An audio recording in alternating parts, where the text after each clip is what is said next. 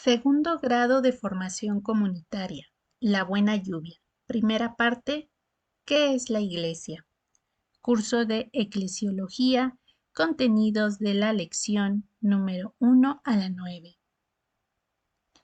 Lección número 5. Sacramento de Dios en el mundo. El elemento divino y el elemento humano de la Iglesia. En la lección anterior hemos visto ciertas ideas globales que por su importancia conviene dejar destacadas. En primer lugar, la redención del hombre consiste en que Cristo lo transforma en la nueva criatura. Esa transformación del hombre en una nueva criatura solo ocurre mediante su incorporación al cuerpo místico de Cristo. Y tercero, la redención de todos los hombres solo se realiza por su constitución en cuerpo místico de Cristo. La idea que resume todo esto se concreta así. Los hombres son redimidos y transformados en la nueva criatura mediante su constitución en cuerpo místico de Cristo, conforme a la primera carta a los Corintios capítulo 12, versículos del 12 al 14. Volviendo a ideas anteriores, recordaremos que en la Iglesia existen dos elementos. Por un lado, el misterio y por el otro, la historia. También se dijo que el misterio es el elemento divino, en tanto que la historia es la aportación del hombre, no solo como escenario donde se ha de realizar el misterio, sino como elemento activo también, mediante el cual se va realizando el misterio a través del tiempo. Estas dos realidades hacen que la Iglesia sea a la vez visible y espiritual.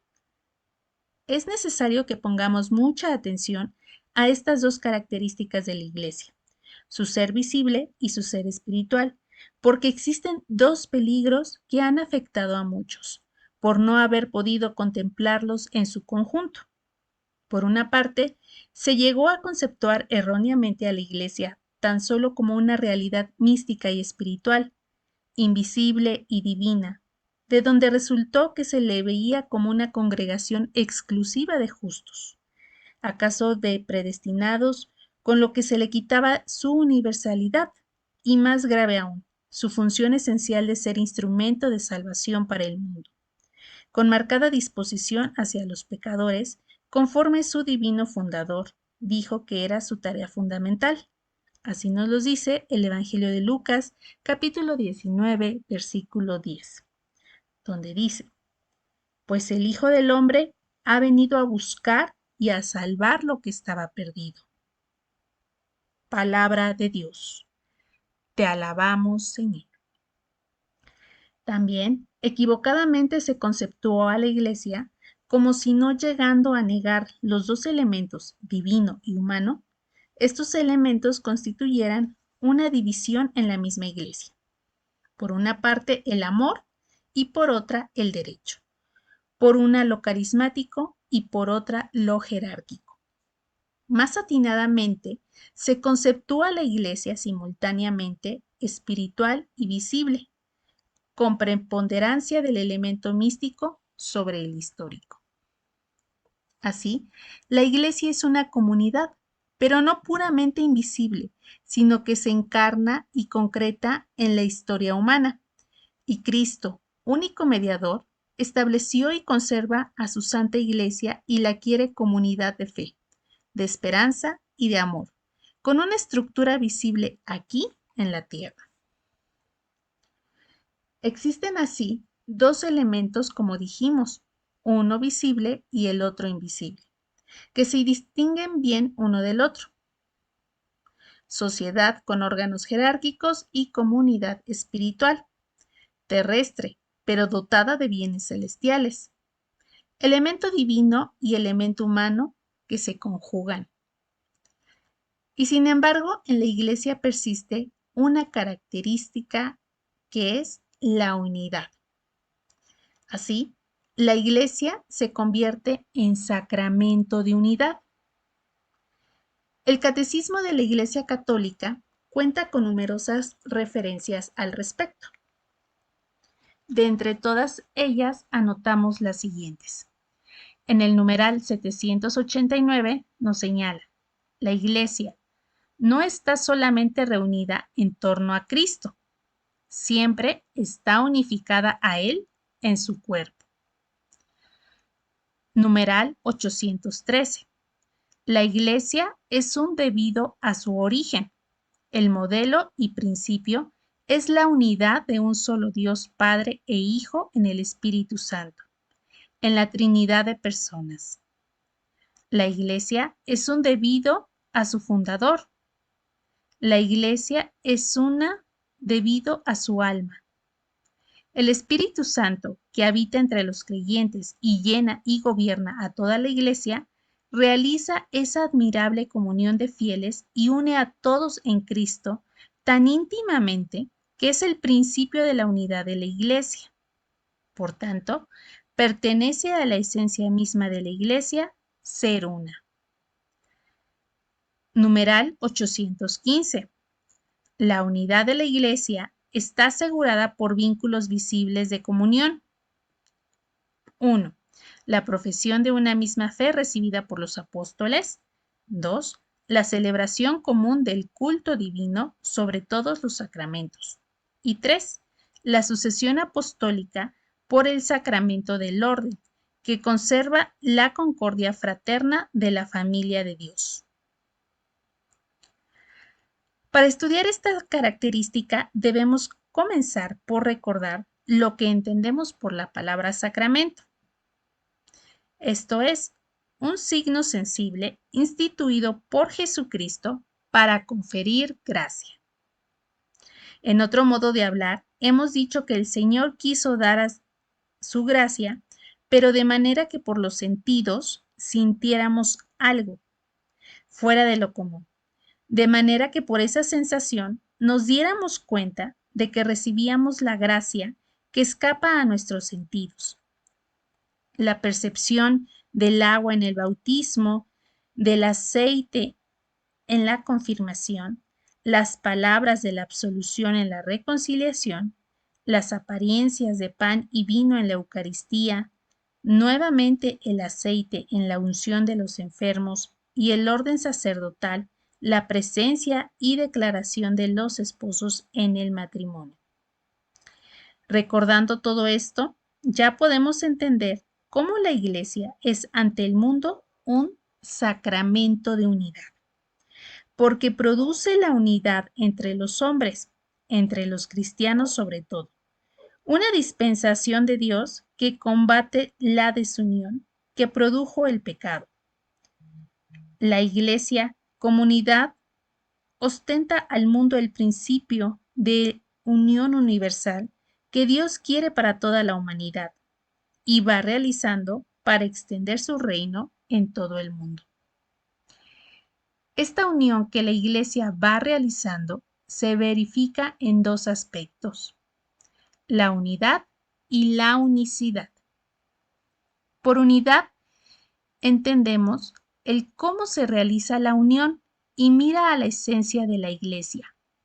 Es la realidad invisible, mística o misteriosa que se une al elemento visible, humano, social, histórico, no de manera añadida o yuxtapuesta, es decir, puestos uno junto al otro, sino de modo encarnado, vivo y operante, semejante a la encarnación del Verbo Divino en el cuerpo humano de Cristo.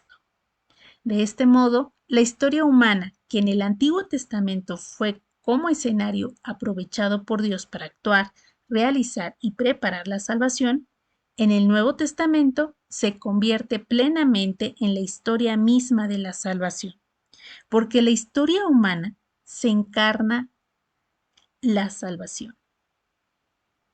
Por otro lado, tenemos la unicidad, que es una realidad enunciada, querida e instituida a todas luces por el Señor Jesús. Así nos lo narra el Evangelio de Juan, capítulo 10, versículo 16. También tengo otras ovejas que no son de este redil. También a esas tengo que llevarlas y escucharán mi voz. Habrá un solo rebaño y un solo pastor. También nos lo narra el Evangelio de Mateo, capítulo 8, versículo 11, donde nos dice: Y os digo que vendrán muchos de oriente y occidente a ponerse a la mesa con Abraham, Isaac y Jacob en el reino de los cielos. Así nos lo narra el Evangelio de Mateo, capítulo 18, versículo 18, donde nos dice: Yo os aseguro, todo lo que atéis en la tierra quedará atado en el cielo, y todo lo que desatéis en la tierra quedará desatado en el cielo. Palabra de Dios. Te alabamos, Señor. Más adelante, en el curso, tendremos ocasión de contemplar cómo la Iglesia, institución, realiza su unicidad por medio de la jerarquía, al mantenerse en un solo y único cuerpo místico de Cristo. La unicidad es, pues, la realidad de que solo existe una verdadera y única Iglesia, porque así lo planeó e instituyó el Señor. Y esa única Iglesia de institución divina es aquella que confió a sus apóstoles y en ellos a sus sucesores los obispos, que hoy conocemos como la Iglesia Católica. Sin embargo, se reconoce que fuera de la Iglesia existen elementos eclesiales que actúan en los hermanos separados y aún en los no cristianos. Estos elementos eclesiales que actúan por la acción del Espíritu Santo en los que se encuentran fuera del seno de la verdadera y única Iglesia, van impulsando, alentando hacia la unicidad católica a un mundo dividido que ha de transformarse en el único reino de Dios, por la unión de los hombres todos a los que desunió el pecado.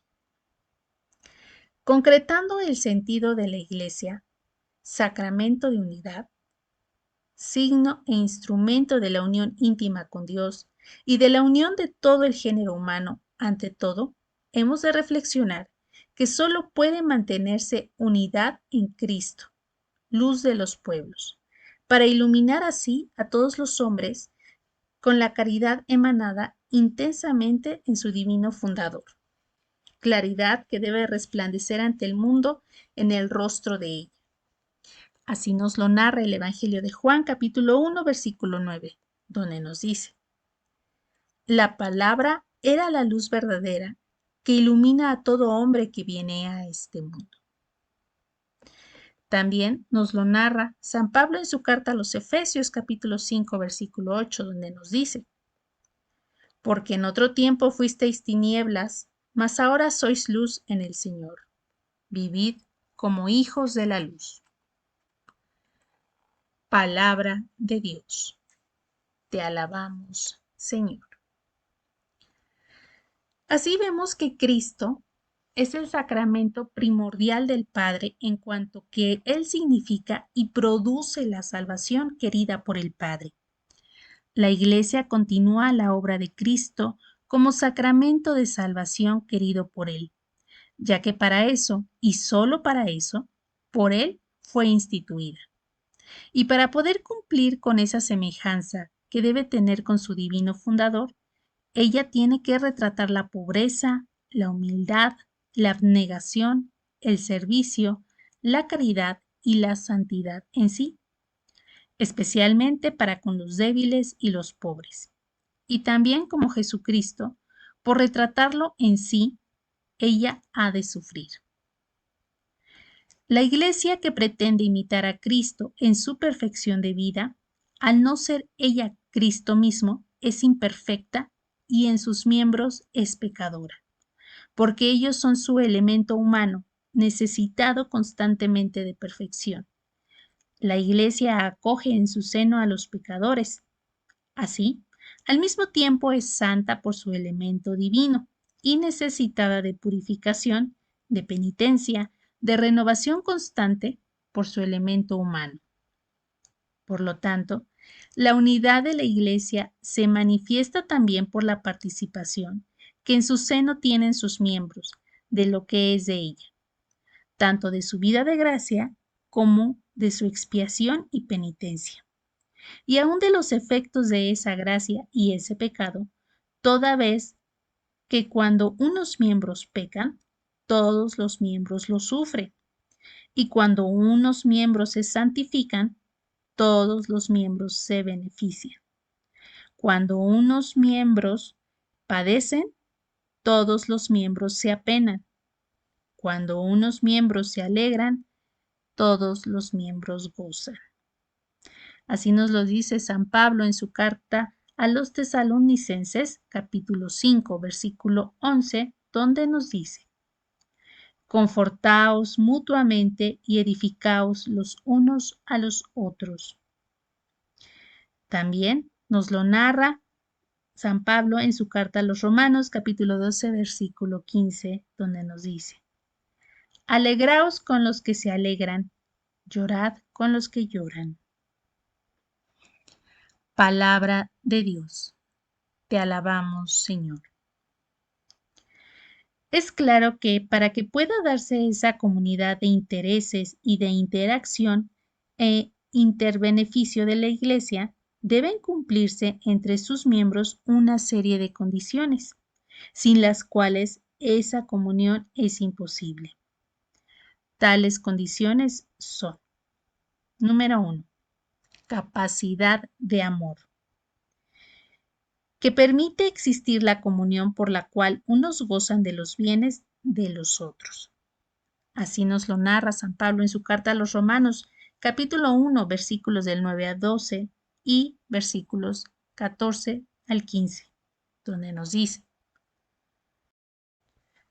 Dios, a quien sirvo en mi espíritu predicando el Evangelio de su Hijo, me es testigo de cuán incesantemente me acuerdo de vosotros, rogándole siempre en mis oraciones, si es su voluntad, encuentre por fin algún día ocasión de llegar hasta vosotros, pues ansío veros, a fin de comunicaros algún don espiritual que os fortalezca, más bien para sentir entre vosotros el mutuo consuelo de la común fe, la vuestra y la mía.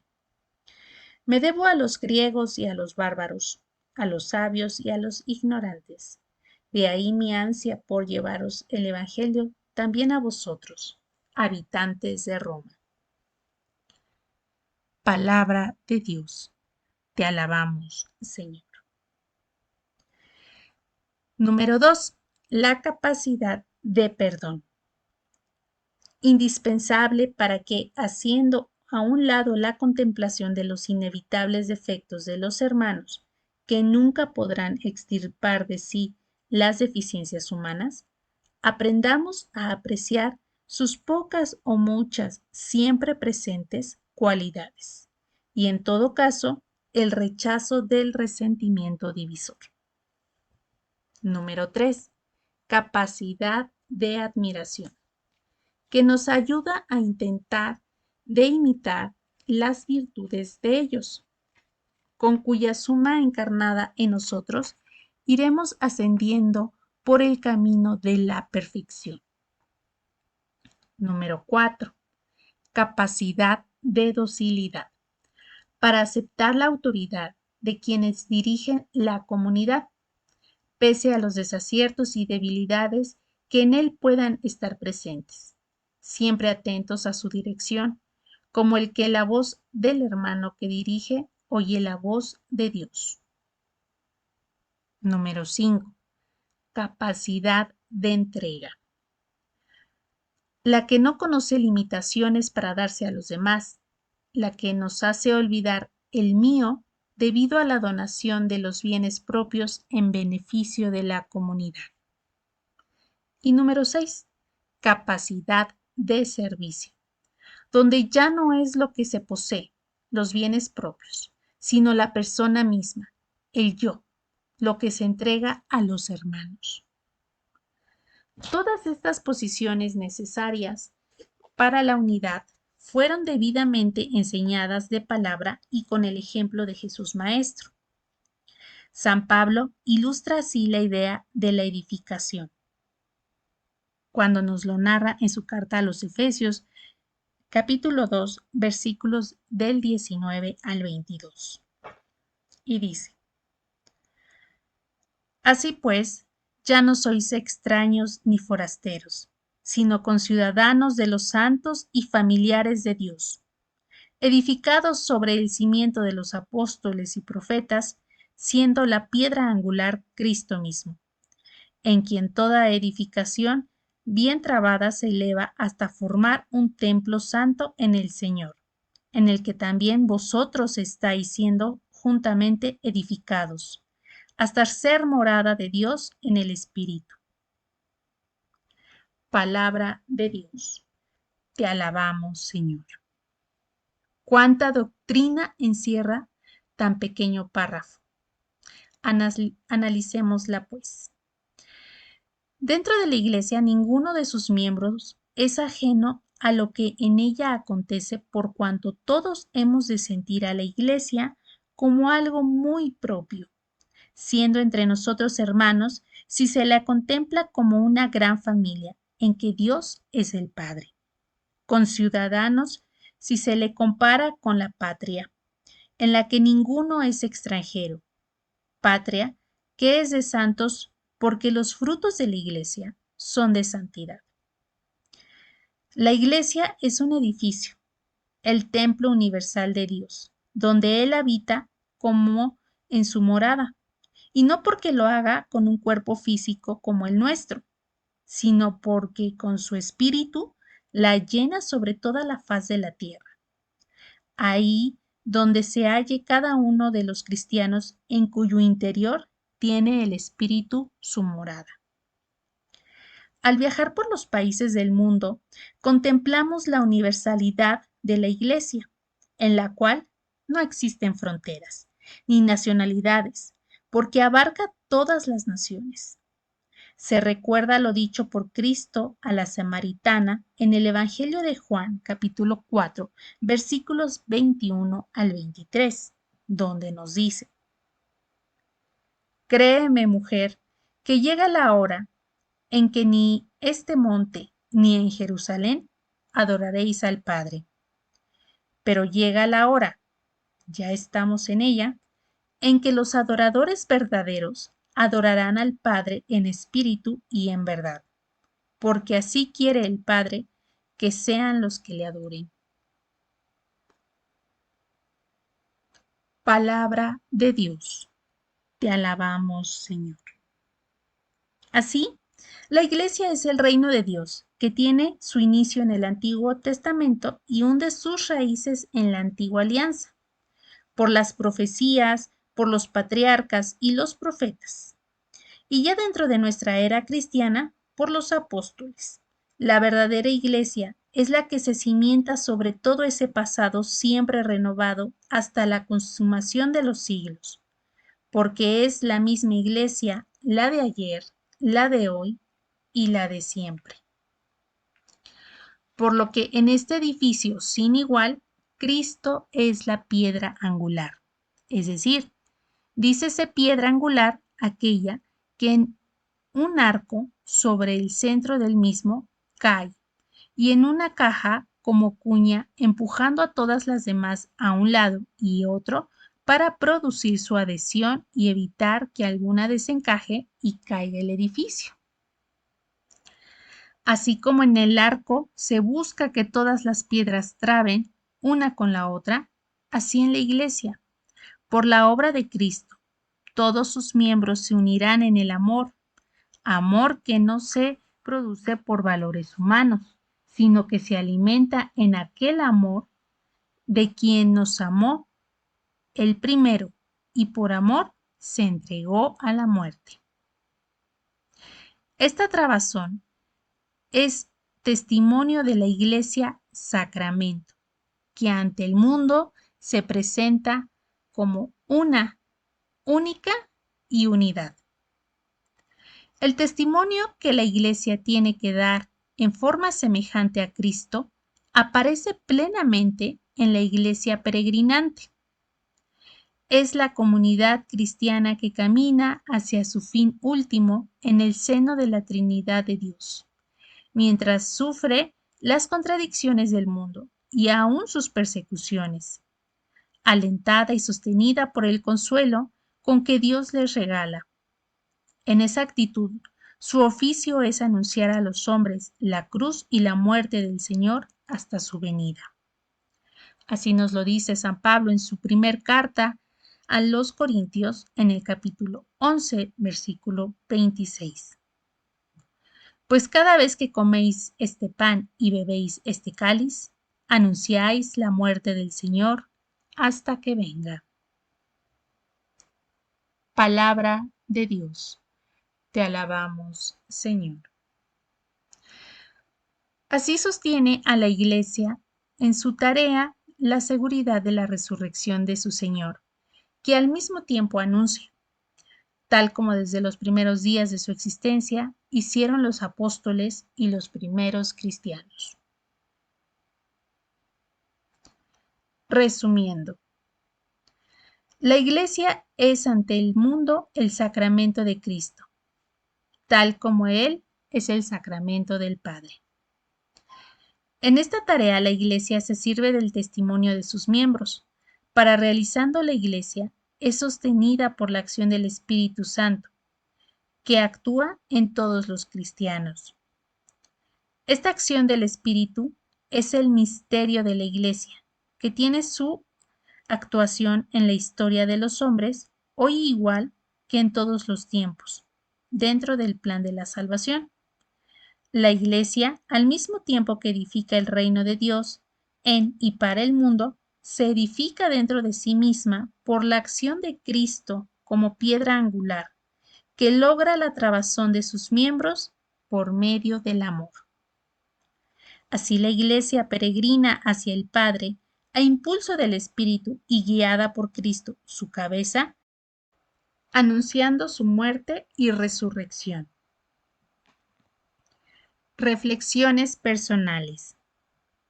¿Hasta dónde has entendido la importancia de tu testimonio? ¿Trabajas dentro de la Iglesia para construirla, edificando a tus hermanos por tu ejemplo de entrega y amor? ¿Te has propuesto imitar a Cristo por una vida austera, de pobreza y de trabajo, abrazando tu cruz y su cruz? ¿Eres capaz de anunciar tu fe y tu esperanza en Cristo resucitado? Resolución. Si hasta ahora he sido poco consciente de la necesidad de ser yo testimonio ante el mundo, me propongo en adelante hacer que en mí se realice la Iglesia sacramento por medio del ejemplo.